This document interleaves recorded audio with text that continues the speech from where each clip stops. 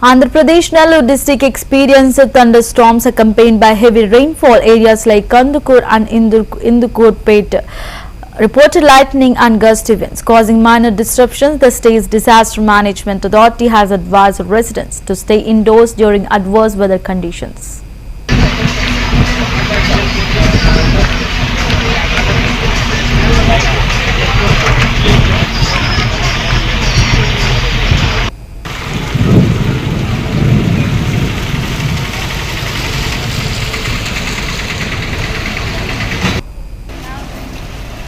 అయిపోయిన తర్వాత తెలిపారు ఖచ్చితంగా